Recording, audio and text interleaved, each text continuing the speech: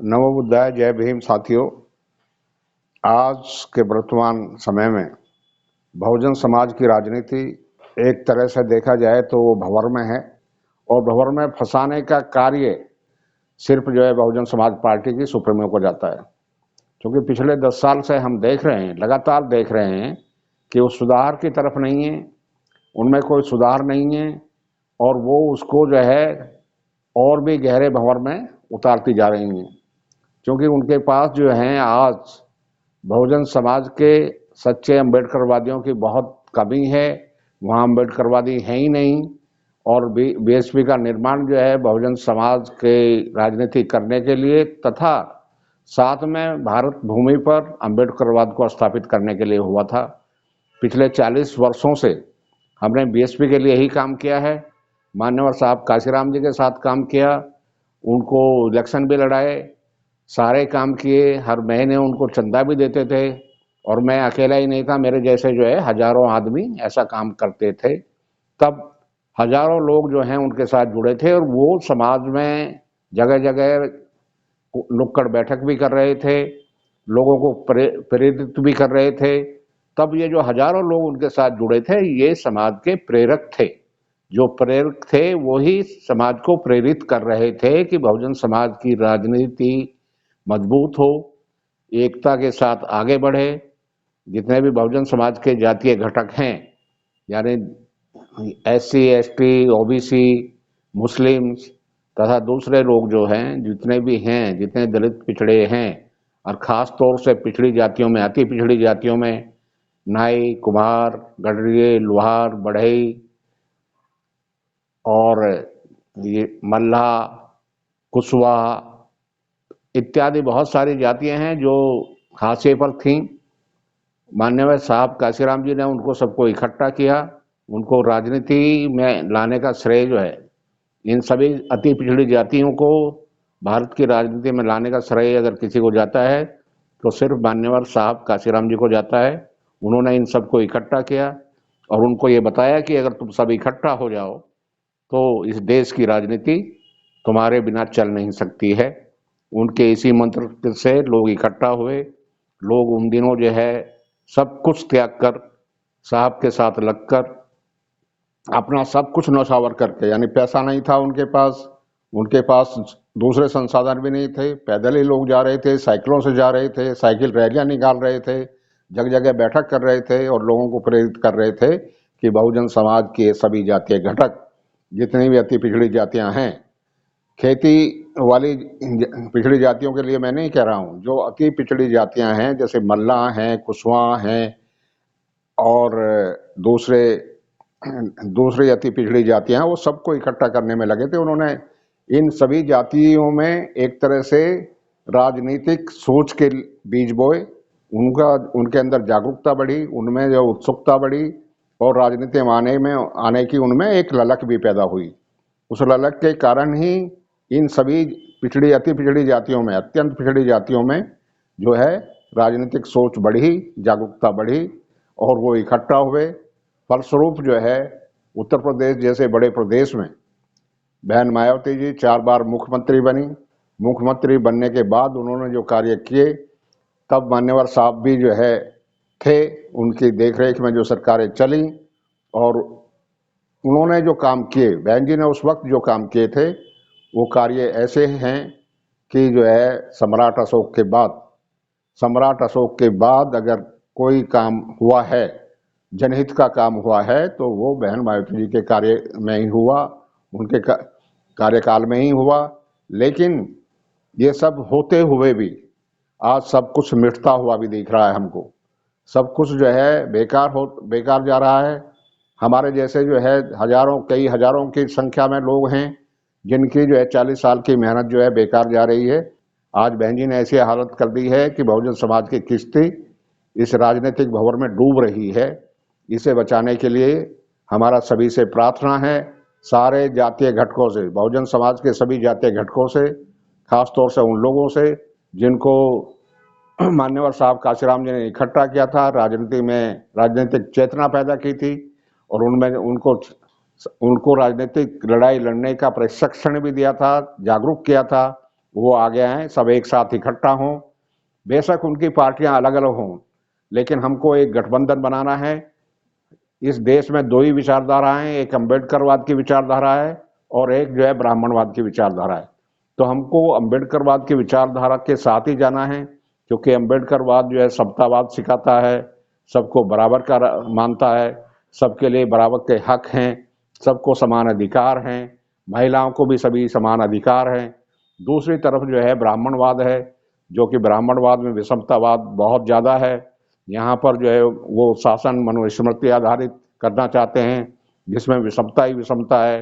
ना वहाँ महिलाओं को अधिकार है, ना वंचितों को अधिकार है, ना यहाँ के पिछड़े दलित समाज के लोगों को कोई अधिकार है, ना उन्हें पढ़ने का अधिकार है, ना उन्हें कोई और संपत्ति का अधिकार है।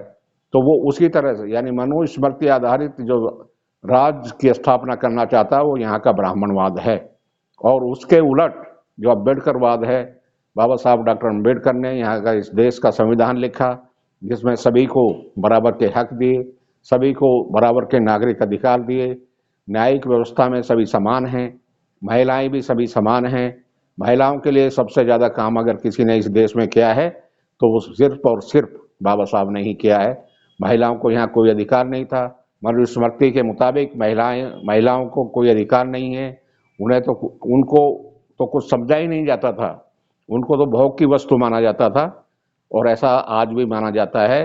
और यहाँ पर जो ब्राह्मणवादी लोग हैं, जो संघीय मानसिकता के लोग हैं, वो आज भी मनुस्मृति का शासन स्थापित करने का प्रयास कर रहे हैं। तो सभी लोगों से हमारा निवेदन है कि वो इकट्ठा हों, आगे आएँ और इकट्ठा होके, बेशक उनकी पार्टियां अलग हैं, बेशक उनके जातीय सामाजिक संगठन अलग हैं, लेकिन इकट्ठा होकर, क्योंकि सत्ता सिर्फ वोट से आती है। आप ये ना देखें किसकी जेब में पैसे हैं, कौन ज़्यादा बड़ा है, कौन ज़्यादा छोटा है। अगर यहाँ पर हमने एक राजनीतिक गठबंधन का निर्माण किया है जिसका नाम है एनटीए, नेशनल ट्रांसफॉर्मेशन अलायंस, जिसमें अम्बेडकरवादी विचारधारा के लोग, पिछड़ी जातियों के सभी सामाजिक संगठन और समतावादी या समतामूलक समाज के संगठन इकट्ठा हो रहे हैं। बहुत सारे संगठन इकट्ठा हो चुके हैं, कुछ और संगठन मिल रहे हैं, कुछ राजनीतिक पार्टियां भी जो है, जो लोगों ने राजनीतिक पार्टियां बनाई हुई हैं, वो भी इकट्ठा हो रही हैं। इस एनटीए के बैनर के नीचे जिनको भी इलेक्शन लड़ना है वो अपना इलेक्शन लड़ें। और जो है अब दिल्ली में चुनाव होने वाले हैं, दिल्ली का चुनाव डिक्लेयर होने वाला है। बहुजन समाज के सभी लोगों से निवेदन है, बहुजन समाज के सभी जातीय घटकों, जिसमें सभी एससी, एसटी, ओबीसी, अल्पसंख्यक, विशेषकर जो है मुस्लिम समाज, जिसको जो है उनसे हमारी विशेष अपील है कि यहाँ पर अगर कोई गठबंधन सशक्त बन सकता है तो मुस्लिम, दलित, ओबीसी और अति पिछड़ी जातियों को मिलकर ही बन सकता है। अति पिछड़ी जातियों में भी वो जातियां जो हाशिए पर हैं, जो संसाधन विहीन हैं, जो शिक्षा विहीन हैं, जिनका जो सरकार में भी कोई अधिकार नहीं है, सरकार में हिस्सा नहीं है, यहाँ के संसाधनों में, यहाँ के औद्योगिक संस्थानों में जिनका कोई स्थान नहीं है, जो कोई हिस्सा नहीं है। हमको यहाँ पर सबको बराबरी का हिस्से के लिए लड़ाई लड़नी है, और जब हम सब इकट्ठा होंगे तभी ये हो सकेगा। और हमने कल्पना की है, और कल्पना सिर्फ हमने अकेले नहीं की, आप लोग सभी लोगों के बल पर की है, आप लोग सबकी इच्छा के मुताबिक की है कि एनटीए, नेशनल ट्रांसफॉर्मेशन अलायंस, जो कि पूरे देश में काम करेगा।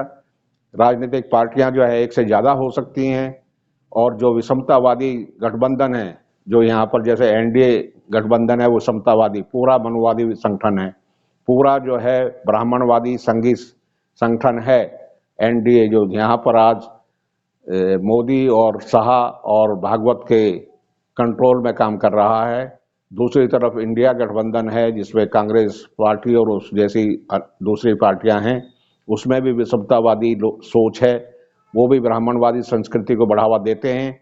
लेकिन मेरा उन सभी से निवेदन है जो कि यहाँ विषमतावादी सोच में विश्वास नहीं रखे, विषमतावादी राजनीति में विश्वास नहीं रखे, जो समतावाद और संविधानवाद में विश्वास रखते हैं, बाबा साहब में विश्वास रखते हैं, अपने आने वाले भविष्य, अपने आने वाली पीढ़ियों को मजबूत करना चाहते हैं, उनके उज्जवल भविष्य की कामना करते हैं, वो एनटीए में आएँ और एनटीए के माध्यम से अभी दिल्ली में चुनाव होने वाले हैं। दिल्ली की विधानसभा में अपना अपना जगह से चुनाव भी लड़ सकते हैं। कॉन्टैक्ट करें। एनडीए अस्तित्व में आ चुका है और एनडीए अब जो है यहाँ पर जो ब्राह्मणवादी व्यवस्थाएं हैं उनको चुनौती देगा, मजबूती से चुनौती देगा। आप ये मान सकते हैं कि एनडीए के पास पैसा नहीं हो सकता, लेकिन उनके पास संख्या बल है और जनता संख्या बल के हिसाब से ही चुनाव जीतती है।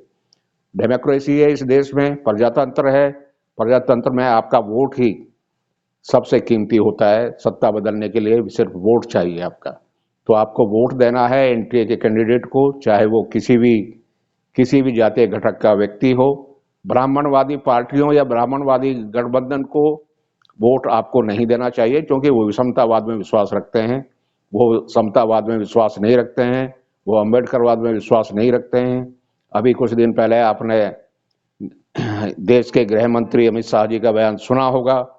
वो उन्होंने बाबा साहब के अपमान में क्या क्या बोला वो आप सब जानते हैं, उसे मैं नहीं दोहरा रहा हूँ।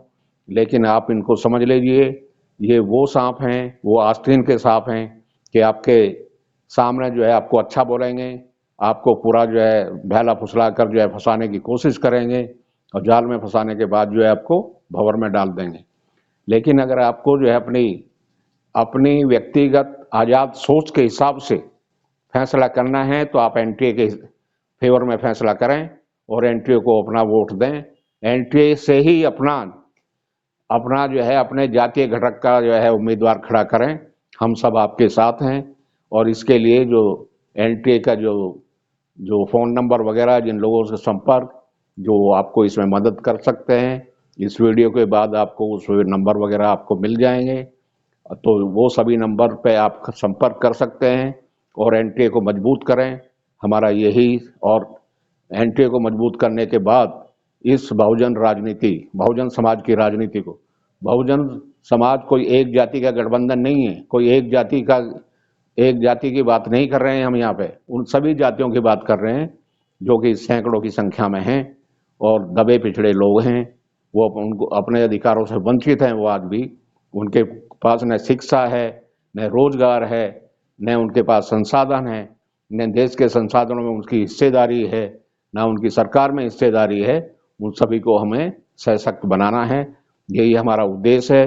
विषमतावाद के खिलाफ हमें लड़ाई लड़नी है और हमें ये लड़ाई आप सबकी ताकत पे लड़नी है। कोई एक अकेला आदमी लड़ाई नहीं लड़ सकता। इसलिए आइए और एनटीए का हिस्सा बनिए। एनटीए का हिस्सा बनकर जो है इलेक्शन भी लड़िए और अपने उम्मीदवार जो आपके लिए निष्पक्ष तरीके से आपकी आवाज़ को बुलंद बना सकते हैं, चाहे वो विधानसभा हो, चाहे संसद हो, ऐसे उम्मीदवारों को आप चुनाव लड़वाइए, उन्हें जितवाइए और हम सब जो है आपके साथ हैं। हमारी अपील है कि सभी लोग साथ रहेंगे तो आप जीतेंगे भी और आप जो है मनवादियों को, विषमतावादियों को, संघी मानसिकता के लोगों को हरा पाएंगे। इसी के साथ सभी को जय भीम, नमो बुद्धाय। और आपके जो है नव वर्ष में सबके लिए मंगल कामना करते हुए हम यही अनुरोध करते हैं कि आप सभी इकट्ठा होइए। धन्यवाद। जय भीम, जय भारत।